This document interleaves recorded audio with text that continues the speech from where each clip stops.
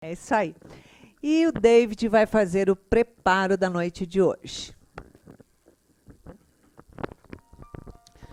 Boa noite.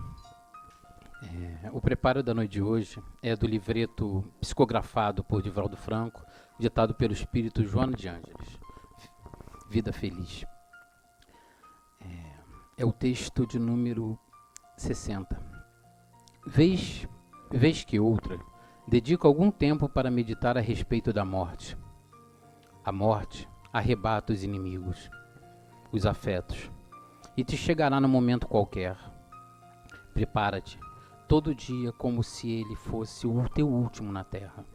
Acostumando-te a pensar na morte, ele não te ferirá quando passe pela tua porta ou conduza alguém que te seja amado. São Francisco de Assis guardava com a tranquilidade com que capinava o jardim. É interessante ele falar tranquilidade com que capinava o jardim, porque esta é uma figura que no linguajar, né, místico é muito utilizada. Modernamente, nós tivemos a morte de John Lennon, que o Elton John fez um hacking, né, uma música falando. O que aconteceu aqui, que esse jardim que sempre foi tão bem cuidado, eu encontro ele abandonado. E cuidar do jardim significa cuidar do nosso mundo espiritual. Esse jardim é o jardim de afetos. Aquele jardim que a gente cuida todo dia, quando a gente cuida de alguém, quando a gente ama nossos filhos, quando a gente faz as nossas compras, quando a gente faz a comida com carinho, quando a gente trabalha um dia inteiro e fala, isso aqui foi, eu fiz, e fiz com tanto empenho porque eu fiz para quem eu amo. Esse jardim é o jardim que tem dentro da gente, na nossa mente, que a gente construiu a vida inteira. Ele não é um jardim que uma planta nasça, depois morra. Ele é cada planta e cada botão que você consegue fazer florir, ele é permanente, porque ele está sendo plantado num terreno fértil e num terreno eterno, que é o nosso espírito. Quando a gente consegue cultivar os nossos afetos dentro da nossa alma, a nossa alma passa a alimentar isso.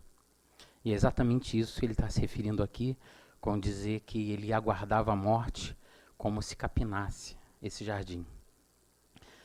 Preparar esse jardim é se preparar para ser um ser que transcende o corpo, que transcende essa vida e se transforma em algo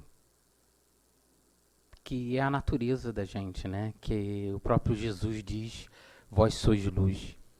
Então, é essa transformação em luz que é esse momento mágico e maravilhoso do qual a gente rega e capina o nosso jardim. Boa noite, boa palestra a todos.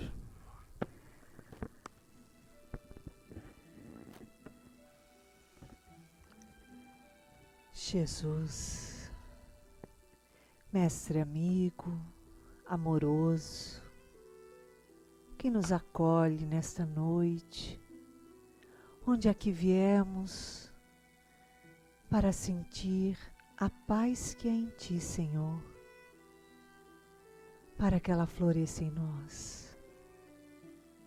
Também viemos pedir que nos abençoe e a nossa mentora, Joana de Ângeles, que nos abra a mente para a compreensão de tantos ensinamentos, e pedimos também para que envolva a deusa Nogueira, amiga querida, que envolva em seus braços com carinho e a inspire para os estudos da noite de hoje. Graças a Deus.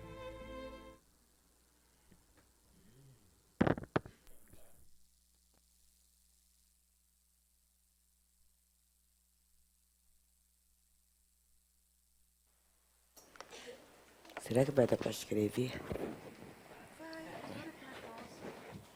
Não, que eu quero.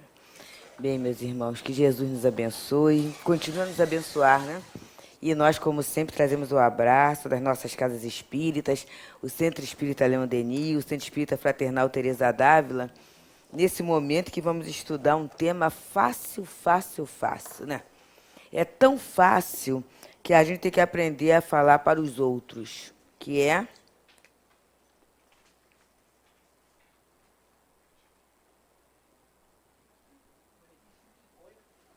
Egoísmo.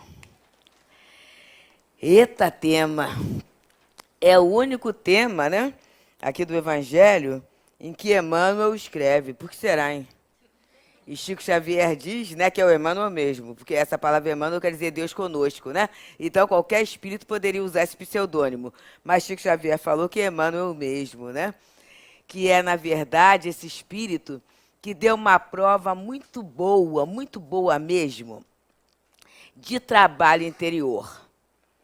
Porque uma coisa é quando eu sei das minhas mazelas e fico na camufla, ó. Às vezes até quando eu estou aqui não, aqui no Seja Barra não, mas assim, no Teresa Dávila, no Leon Denis, às vezes num determinado curso em que entra alguns aspectos da intimidade, do autoconhecimento, aí eu quero fazer uma pergunta, mas para não dizer que sou eu falo assim, eu tenho uma amiga, sabe?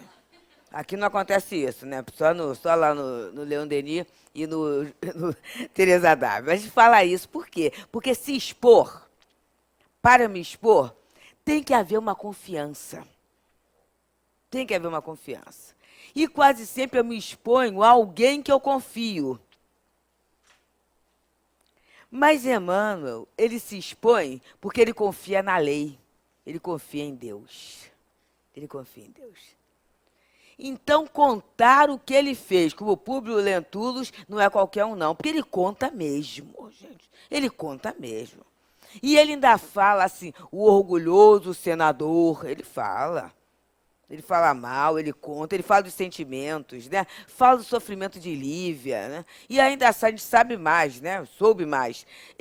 O trabalho de evangelização imenso que ele fazia era para ter o direito de uma vez por semana se encontrar com Lívia. Aí o Chico Xavier falava que era o namorado do além, né? Porque a Lívia do plano superior, porque é isso, gente. É uma outra questão que entra bem no egoísmo, que tem uma coisinha chamada isso aqui, ó. Que a gente não tem não, mas tem que aprender a lidar para alguns outros, né? Ciúme. Ah, eu tenho ciúme, né? Ih, mas o ciúme enorme, né? E tinha até uma musiquinha de um período assim meio triste do Brasil, bem triste a música também. Reflete um pouco essa época, que era assim, né? Se há ciúme é porque existe amor, mas o ciúme também pode causar dor. Claro, também pode, não só causa. E não causa dor, não, atormenta e enlouquece. Porque é isso, né? Por que atormenta e enlouquece? Porque é a contrapartida da lei e é exatamente eu me sentir dono de alguma coisa que eu não tenho controle, porque não tem, gente. Não tem. A gente vai estudando doutrina, não precisa estudar doutrina espírita, não, mas se quiser estudar doutrina espírita, que é um excelente caminho, a gente vai ver em André Luiz, que é uma beleza, que é um outro que se expõe à beça, né? Olha, ele leva cada uma, ele faz cada coisa, né? Tem um trabalho espiritual que é para ficar em silêncio. Eles estão passando por um fosso, parece que está lá no obreiro da vida eterna. E a ordem é boca fechada, caluda. Mas ele passa, ele vê umas coisas esquisitas e ele fala assim, aqui jazem almas humanas. Com essas 4 palavrinhas, ele faz uma confusão danada lá. E aí o mentor só olha para ele. No que olha, né? Ele percebe, né? Mas as coisas estão acomodadas. Então, ele poderia não falar isso. Mas ele fala. Então, a gente vai começando a perceber, e a Joana de Ângeles, né? Ela trabalha demais nessa situação, que o ciúme, que o egoísmo, ele tem a ver com isso aqui, ó. Ego, né? Que, na verdade, é a persona. Que muitas vezes se contrapõe àquela outra coisa que a gente sabe é a beça, né? Ainda mais agora, né? Agora, a gente sabe muito, né? A partir de um determinado momento da nossa vida, todo mundo sabe o que é selfie, né? Todo mundo, né? Que é a questão da individualidade. Esse nosso apego ao ego, à personalidade, à situação transitória é tão grande, é tão grande, é tão grande, que o salmista, eu falo um salmista por quê? Porque se atribui os salmos a Davi, mas a história diz que não são todos de Davi, foram vários salmistas. Então, um dos salmistas falou que Deus nos conhece pelo nome. O que é o nome?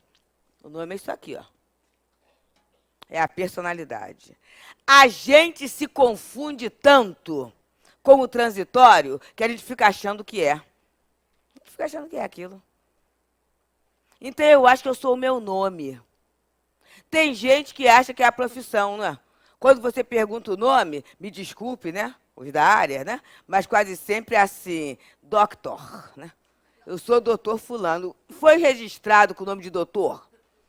Na letra D não é, né? Mas a criatura se confunde tanto com a atividade profissional que ela se coloca... Porque se eu não falar que eu sou doutor fulano, ninguém vai saber o que eu sou. Gente, se eu sou só um título profissional, é muito pouco para o Filho de Deus. Eu estou me contentando com muito pouco. Porque qualquer coisa pode me privar daquilo. Se eu tenho um acidente que me dá uma paralisia, que me dá uma disfunção cerebral, eu não poderei exercer aquele título, então ninguém vai me conhecer mais. Eu só plantei relações em termos profissionais, é muito pouco, é muito empobrecedor. Então é por isso que eu não quero me aposentar. Porque se eu me aposentar, vão esquecer de mim, é muito pouco. Porque a lei é de amor. A lei é de amor. E o relacionamento profissional, ou isso, aquilo, está calcado numa coisa chamada interesse e conveniência. Facilmente eu serei substituível, porque se a lei é de progresso, daqui a pouquinho vai aparecer gente muito mais competente que eu. Em todos os setores, gente, não há dúvida. Não há dúvida.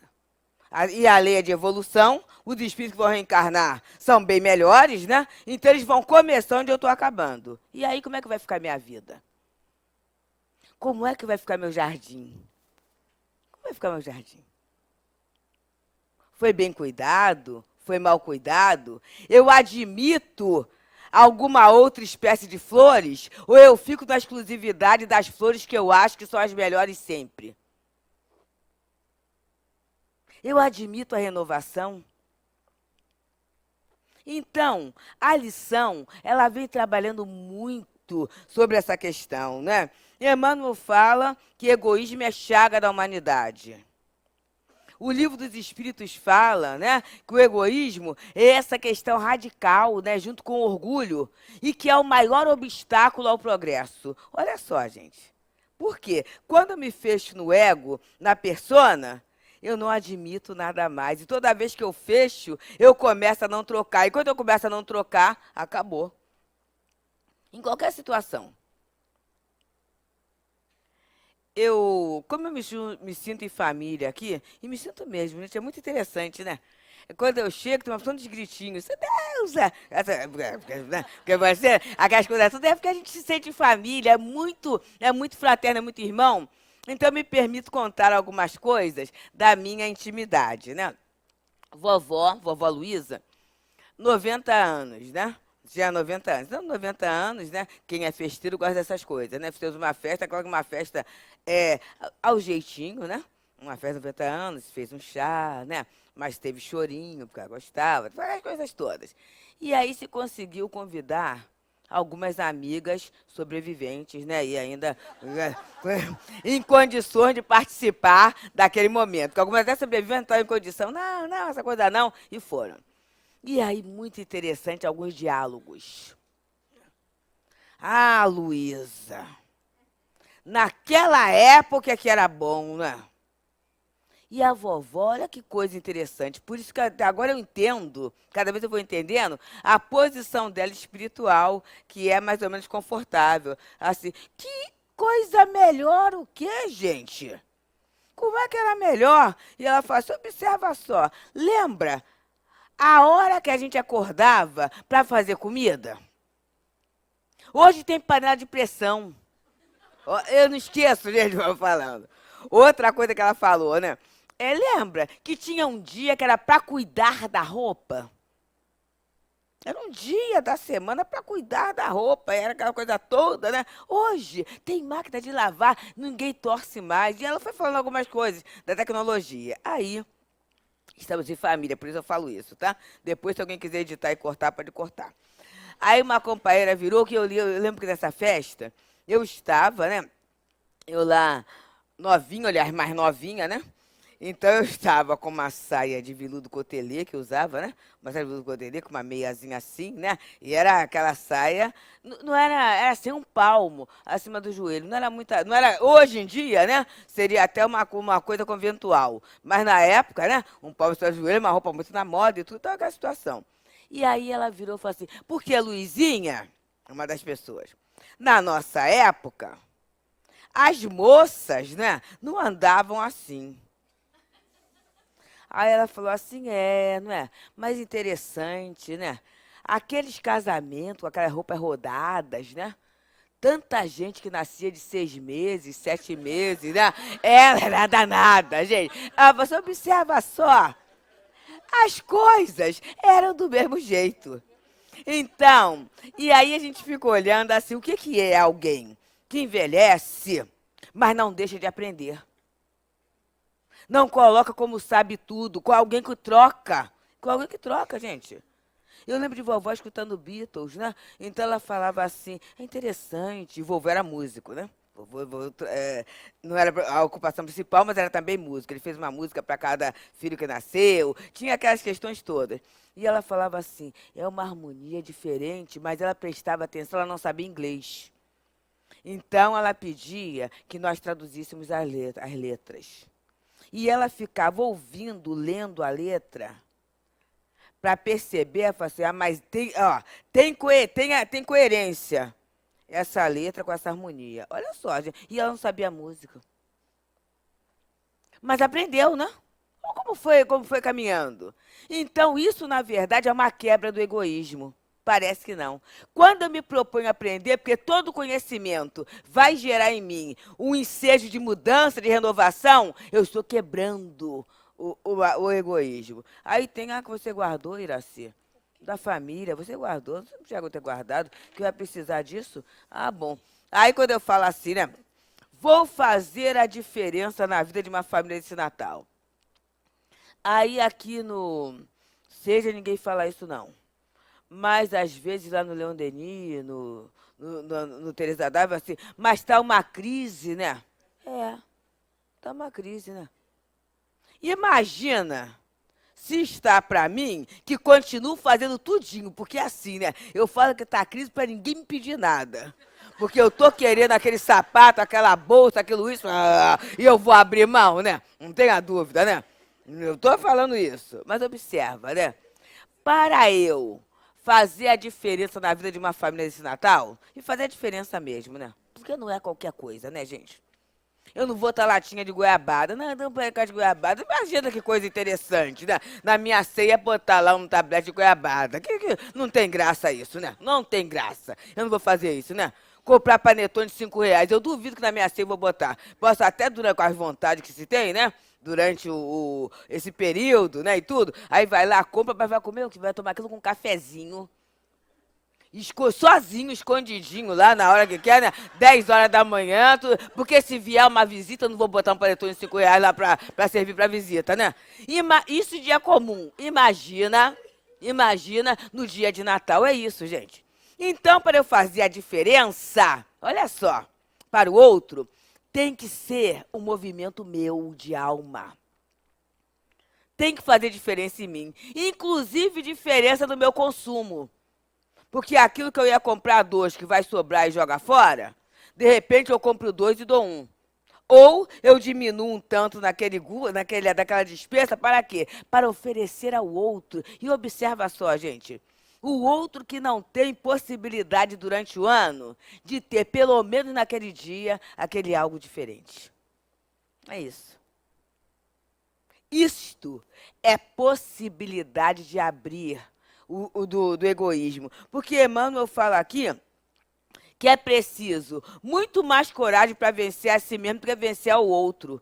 E muitas vezes os atrativos, né, as ilusões do ego fazem com que a gente ache que pode vencer o outro. Por quê? Pelo um poder temporário. Porque é temporário, gente. Eu não retenho nada. É meu, minha casa. Até eu poder usar. Porque vocês já viram muito vende-se? umas mansões assim, né? Daqui a pouco vende, se vende, se vende. Por quê? Não pode, por diferentes motivos, né? E às vezes até não pode, porque ficou grande demais. Comprei aquela casa, aquele casarão, pensando que todo mundo, quando casasse, ia ficar lá. Ó, o pessoal, ó. Graças a Deus, né? E às vezes vai para um outro bairro, para um outro estado, para um outro país, né? A coisa vai mudando tudo, porque hein, já fiquei esse tempo todo aqui, agora só de visita. Olha só. E aí a casa fica grande, grande. Não tem mais sentido. E às vezes a gente aumenta tanto que fica até difícil de vender, porque aí, né, quem comprar vai ter que ter gente para ajudar. E como o profissional está um tanto difícil, aí a casa fica invendável. Ah, mas eu tenho certeza, certeza, que o coração de fulano, é meu.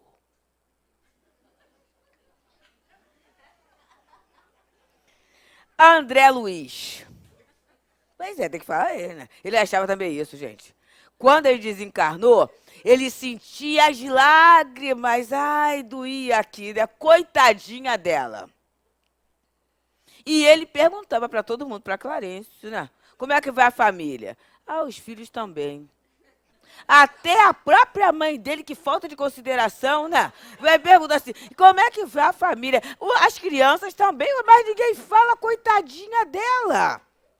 Zélia, na dor inconsolável, como é que fica? Aí ele trabalha 1 ano e vem à Terra. Vem à Terra. E aí, quando ele vem, gente, ele vem com tudo, né? É claro, gente, para ver a criatura, né? E quando... Aí, só que Narcisa falou assim, ó, se precisar de mim, é só pensar. Pra que eu vou precisar de alguém se eu tô perto de quem eu amo, do meu coração, né? Não precisa de ninguém. Clarence falou assim, olha, eu também tô descendo, tô aí, né, na órbita. Mas pra que tanto cuidado, né, comigo, né? Se eu for estar feliz e a minha festa, eu quero... Olha o egoísmo. A minha alegria, eu não preciso dividir com ninguém. Não preciso dividir com ninguém, não. Muitas vezes, dividir é diferente de exibir. Muitas vezes eu crio ilusões do ego para mostrar aos outros que eu estou empoderada. É a palavra, né? O meu empoderamento, né? Então eu faço aquela coisa toda, né? Que nem sempre é felicidade e alegria. Às vezes é fruto de um grande desgaste.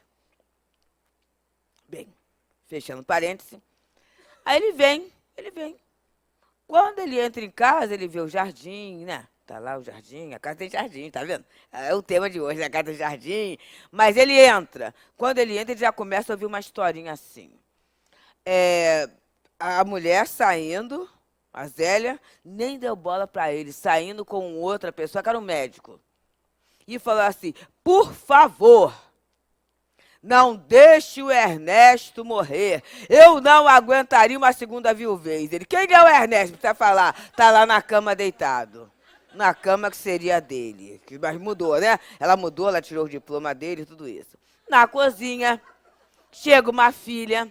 E a filha fala assim, ai, acordei com tanta saudade de papai, né? E falando, e aí a Zélia fala assim, olha, eu já estou com problema demais. Você sabe que Ernesto não gosta que fale nisso, deixa de passadismo.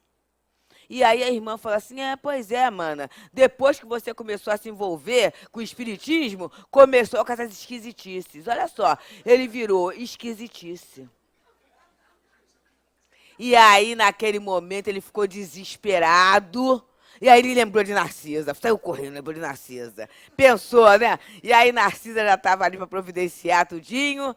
E aí ele começa a meditar. Após 1 ano de trabalho. Olha só, após 1 ano de trabalho. E se fosse eu viúvo? Então, com o André Luiz, a gente aprende... que um dos meios da gente trabalhar essa ilusão do ego, né, é se colocar no lugar do outro.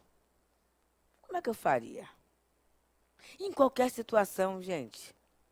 Porque o nosso preconceito vem, a nossa dificuldade em relação com o outro é que a gente quer colocar o outro na nossa posição, né? Mas olha só, no seu lugar, né? eu faria isso assim, assim. Não é isso não, você está colocando o outro no seu lugar. Eu quero ver você se colocar no lugar do outro, nas condições do outro. Como seria isso? Por que será que aquela criatura é daquela maneira, né? Qual é a história que essa criatura traz? Ou melhor, qual é a dor que essa criatura traz? E aí a gente vai, por isso que Jesus falou, não julgueis. Não dá para julgar. Até para julgar a gente mesmo já é complicado, porque a nossa taxa de autoconhecimento é tão pequena que a gente fica preso na questão das pessoas. Eu penso nos meus títulos, na minha casa, na minha roupa, nos meus relacionamentos. Eu penso em tudo isso. Isso me ocupa um espaço tão grande, porque eu uso isso como ferramenta para vencer o outro, que eu não tenho tempo de me conhecer e ver o que é que está me impedindo de ser feliz. Qual é o impedimento que está? E aí, Emmanuel fala aqui, né? Quer dizer, esse egoísmo é um obstáculo, né? É a negação da caridade e um obstáculo para a felicidade. E aí ele diz que qual é o oposto do egoísmo? É o altruísmo. Que eu vou dizer aqui, caridade. Porque a caridade é interessante, né? É um movimento de amor.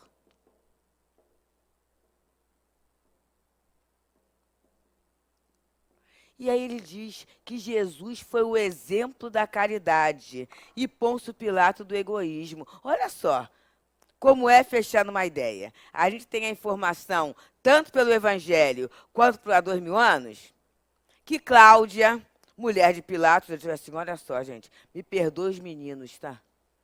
Mas toda vez que vocês não ouvem a gente... Porque, assim, o caminho da intuição da gente é uma coisa terrível, né? Então, ele falou assim, olha, não faz não. Mas por quê? Não dá para explicar. Não sei, tô sentindo assim, né? Aí, rapaz, isso é bobagem. Aí faz. Aí daqui a pouco vem com uma carinha assim, né? Quando vem com uma carinha assim, às vezes não fala, mas muitas vezes fala. Você, não deu certo, né? Aí alguns ainda falam assim, foi porque você rogou praga. Assim, não, a espírita não roga praga. A espírita não está torcendo... que às vezes tem umas situações assim, né? E não vou falar que é em casa de espírita, não, né? Mas em casa de alguns espíritas acontece uma coisa assim, você não rogou praga, né? Torceu para não dar certo, eu não sabia nem o que era. Mas alguma coisa no coração apertou. Então, Cláudia, mulher de Pilatos, falou assim, essa noite toda eu não consegui dormir. Este homem, quer dizer, esse homem, não é Jesus que está perseguindo, né? Mas aquele processo passou, ela entrou num transe sonambúlico, né? Em função daquilo. Não se comprometa com isso. Mas aí Pilato, pelas ilusões do ego, porque ele era governador, não é? Ele era governador. Como é que um governador não vai fazer nada disso? Então ele falou assim, o que eu posso fazer é um julgamento aí, né? E observa só, e na verdade ele nem podia fazer aquilo, mas ele fez. Vamos pegar Barrabás, que é uma criatura, pode soltar um, né? Se ele é tão bom assim, ele vai ter quem defenda, né? Então põe Barrabás, põe Jesus e vamos ver. Mas ele não sabia ou sabia que os doutores da lei e alguns assalariados estavam ali para quê? Para ir contra Jesus, né? E aí ele lava as mãos. E fica lavando as mãos até desencarnar. Ele entra no toque, ele entra nesse transtorno, né? É obsessivo compulsivo, né? E no final, lavando as mãos, ele no final acaba se suicidando. Olha só. Adianta eu ganhar o mundo se eu não me ganho? Observa só, é isso, né? Por quê? E cadê o governador? Cadê o título? Não estou falando, cadê o governador Pilatos, tá? Por favor, por favor, por favor. Não pense por esse caminho, Pilatos, tá? Cadê o título, né? Cadê a posição? Cadê o mando? Cadê aquilo tudo, aquele poder todo? Acabou, acabou. E o que ficou? Porque observa, quando a gente fala em egoísmo, a gente tem que trabalhar o relacionamento. O que ficou para a humanidade? A ideia de alguém, né, que foi vulnerável, usou convencionalismo e até atuou contra a lei. Agora de Jesus, o que ficou para nós, hein? Interessante, né?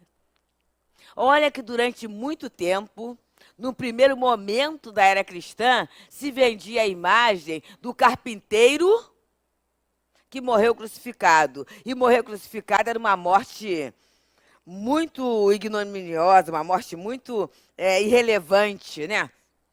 Morte de cruz era uma coisa muito séria. Mas acontece que o que ele plantou... E o que Jesus plantou, gente? Ele viveu, ele foi coerente entre aquilo que ele falava, o que ele acreditava e o que ele fazia, o que ele vivia. É essa coerência que a gente, muitas vezes... E eu vou falar, gente, me perdoem, tá, meus irmãos? Se tiver os espíritos superiores, não vou se importar com isso, não. Muitas vezes a gente tem vergonha de ser ético. O que é ser ético? É viver de acordo com aquilo que eu acredito. Porque sempre vai ter uma alfinetadinha. Fala assim, mas não é possível. Será que é mesmo? Não é? Será que é mesmo? A pessoa vai falar. Mas aí tem aquela situação, né? Que importa? Jesus falava isso. Que importa? Segue-me tu. Vamos perceber que Jesus, a relação de amor era tão forte, o afeto era tão grande, que ele não tinha medo de ser avaliado. Ele perguntava assim, que dizem os homens que eu sou?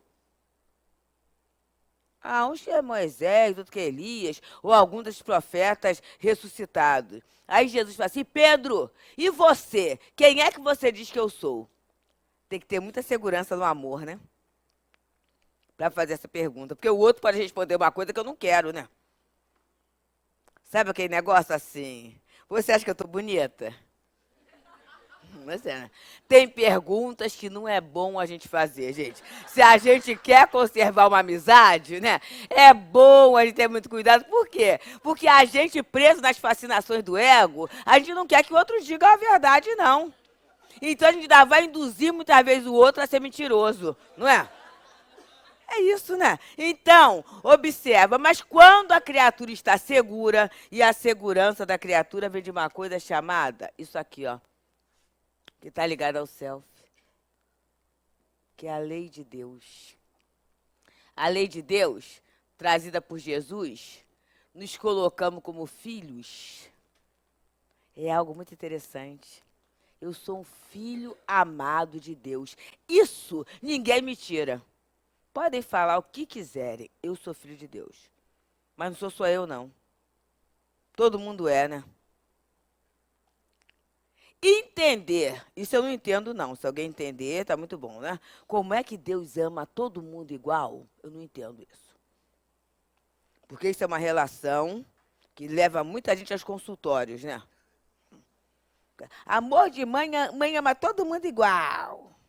Aí tem lá os 4. Isso não é uma realidade. Aí a criatura vai fazer psicanálise, vai fazer isso, aquilo outro, né? Que fica muito culpada. Por quê? Porque não é mesmo, gente. Porque seria igual se as pessoas fossem iguais. Se a convivência, o relacionamento, a história reencarnatória fosse igual. Como não é igual, a coisa é daquele jeito mesmo, gente. É assim mesmo, tem uma diferença. Agora, o de Deus é igual. Jesus falou que o amor de Deus é tão grande que ele faz o sol nascer para bons e maus, justos e injustos. E se alguma coisa, quer dizer, observa, eu me perceber amada por esse ente, é uma riqueza que a gente não se apropria. Interessante, né? Se eu me sentisse nutrida por esse amor, esse ciúme, vou botar em azulzinho, esta avareza, porque uma coisa tem a ver com a outra, tá? A gente, quando pensa em avareza, pensa só em dinheiro, mas não é isso, não.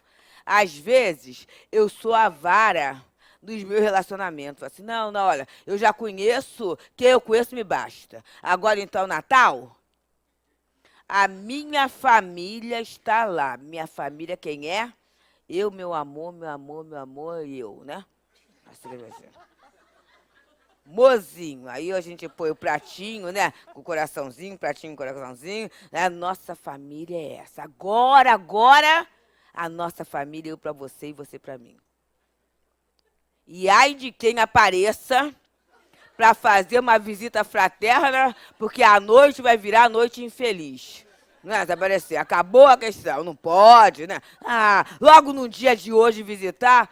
Ué. Logo no dia de hoje? Não precisa nada, não precisa presente, não precisa nada. A minha vida está completa, olha só.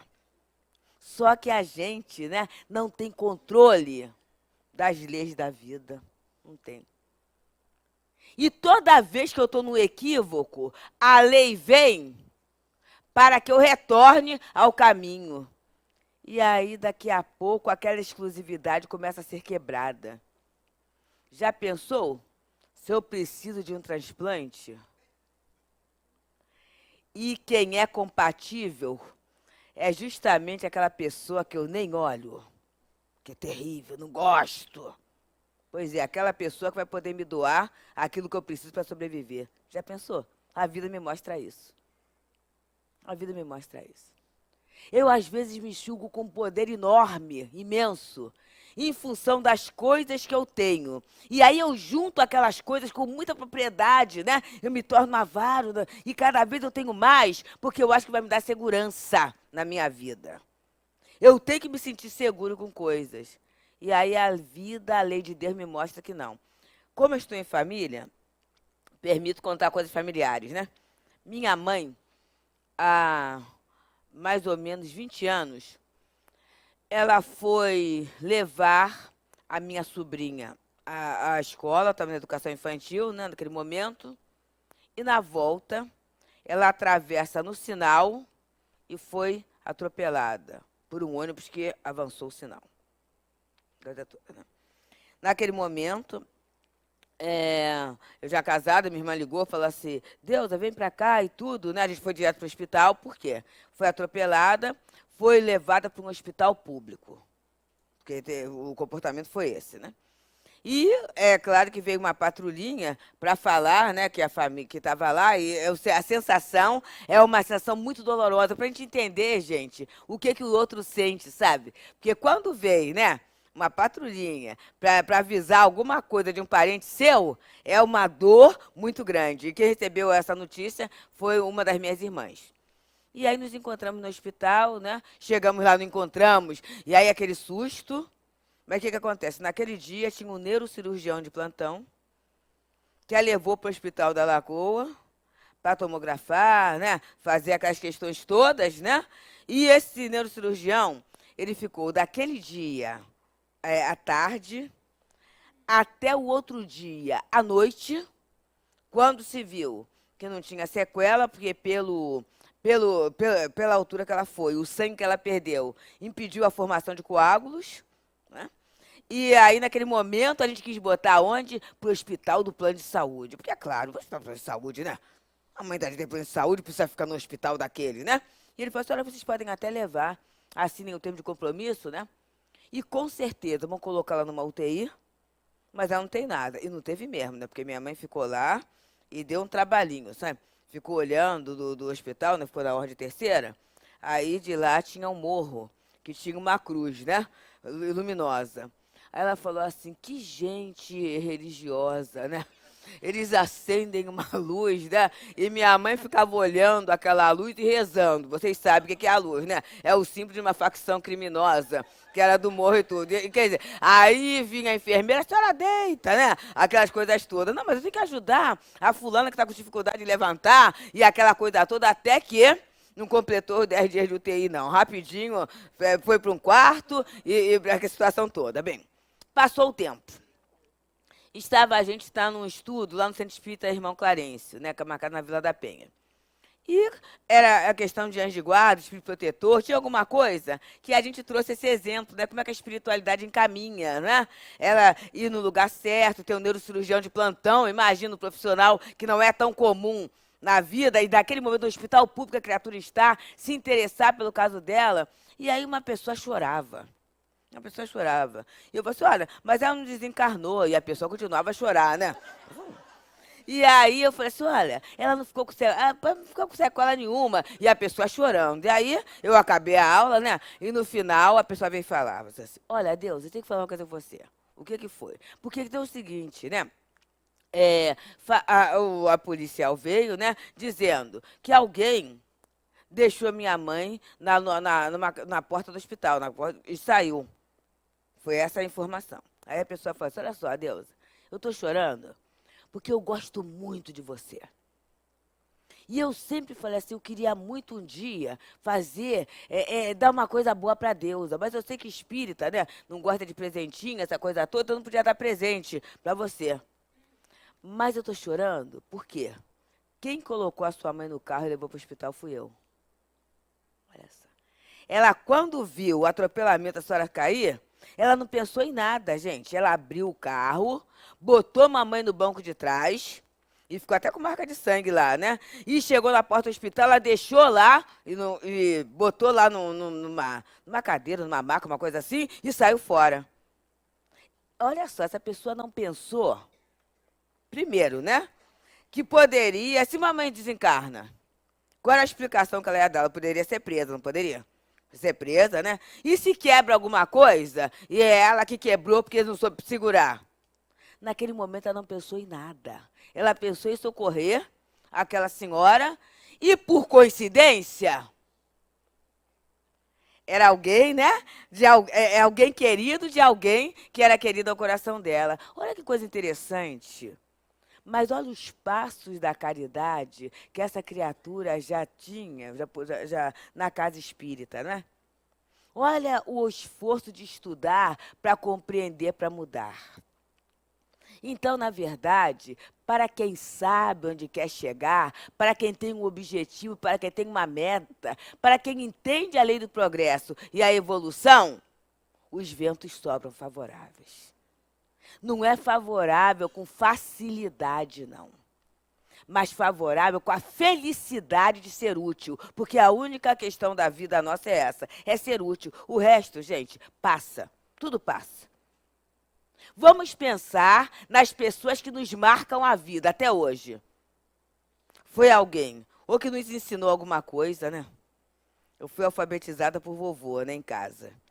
Então, quando eu fui para a escola, eu fui alfabetizada. Que coisa boa, vovô Lincoln, né? Me ensinando a ler. Coisa boa. As historinhas que o vovô contava, que coisa boa, né? E aí isso vai fazendo o quê? Dá vontade de quê? De multiplicar. A alegria, o bem que a gente teve tem que ser multiplicada. Como? Na outra mensagem, né, de Pascal, ele fala isso, né? Vai dando uma maleabilidade. Ele fala, o rigorismo mata os bons sentimentos. É isso, gente. E o que é rigorismo? Rigorismo é uma dessas questões, ó, ligada à avareza, né? Em que fica tudo assim, tudo extremamente inflexível. Rigorismo não é disciplina. A disciplina é uma coisa, a disciplina é norteamento para um objetivo. Rigorismo é cerceamento, inclusive da emoção. Inclusive do afeto. E aí a gente lembra da Dona Maria, lá do Hospital do Pênfigo, né? Começou aquilo, ela começou a trazer pacientes para a casa dela, porque via que não tinha como ser cuidado no hospital comum. E aí a coisa foi caminhando, caminhando, caminhando, e chegou um momento que ela acaba fazendo aquela campanha para o Hospital do Pênfigo, né? Do Fogo Selvagem. Faz a campanha. E faz a campanha, começa a fazer, e ergue o hospital, tudo isso. Aí ela um dia chega para Chico Xavier muito triste. Ela disse, olha, Chico, estou muito triste. Por quê, Maria? Olha só, eu vou parar com tudo. Porque eu estou nessa luta do hospital e tudo isso, e o povo está falando que eu estou roubando, que eu estou tirando dinheiro para mim, que eu estou fazendo tudo isso, então eu vou parar. Aí Chico falou assim, parar não, menina. Maria, por quê? Eu vou parar. Olha só, se você parar, aí é que o povo vai falar assim, tá vendo? Roubou tanto que não precisa nem pedir mais.